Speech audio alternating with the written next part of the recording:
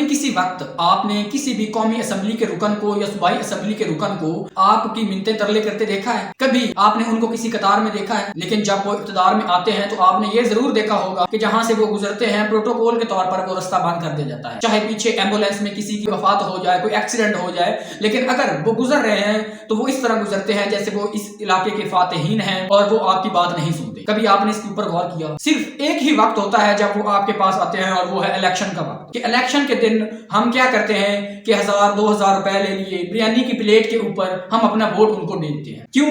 कहते हैं कि वोट की कौन सी कदर है, वोट क्या चीज है। लेकिन सिर्फ वो लोग जानते हैं जिन्हें वोट डाल रहे होते हैं कि वोट की क्या कदर है, वोट को किस तरह इस्तेमाल करना है। हमें वोट की कदर का पता नहीं। वो हमसे ही वोट लेकर हमारे ही सरबराह बन जाते हैं, हमारे ऊपर ही हुकूमत करना शुरू कर देते हैं और वोट से पहले वो हमारे मिन्नते तरले कर रहे होते हैं और हमें लगता है कि वोट ही तो है, इसमें कौन सी नई बात है। दूसरी तरफ अगर उनको देखा जाए तो वो वोट के वक्त हमारे मिन्नते तरले करने वाले जब वोट लेकर सूबाई असम्बली या कौमी असम्बली के मेंबर बन जाते हैं तो फिर हम जब हमें कोई काम होता है उनके दरवाजे पर जाते हैं तो वो हमें ठोकरे मारते हैं। तो इस दफा आप जब वोट करने जाएं तो ये 5000 रुपए 1000 रुपए बिरयानी की प्लेट छोड़ दें, इस काम को, इसको भूल जाएं और वोट डालते वक्त आपने लीडर को देखना है, पार्टी को नहीं देखना। और ये वही लोग हैं, हमें वोट की अहमियत का नहीं पता, जो हमसे हमारा वोट लेकर हमारे ऊपर ही रूल करना शुरू कर देते हैं। तो खुदारा वोट की अहमियत को समझे। इतने लोगों का ID कार्ड बना हुआ है, वोट में रजिस्टर्ड है, तो सभी ने वोट डालने जाना है और वोट की अहमियत का ख्याल रखते हुए कि वोट कितना कीमती है कि ये वो लोग हैं जो बाद में हमारी बात नहीं सुनते लेकिन वोट के वक्त ये हमारे तरले करते हैं। तो इस बात से ही आप वोट की अहमियत का पता लगा सकते हैं कि वोट कितनी जरूरी चीज है। इस अहमियत को समझे। और दूसरी तरफ अगर बात की जाए कि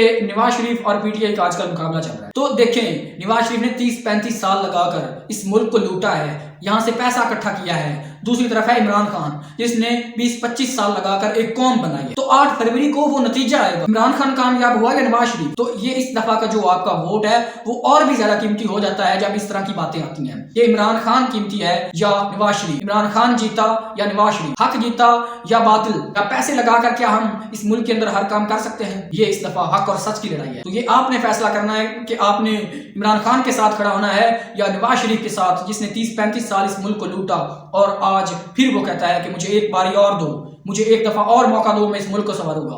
जो 30-35 साल में उसने संवारा वो फिर हमें उसी तरीके से संवारेगा।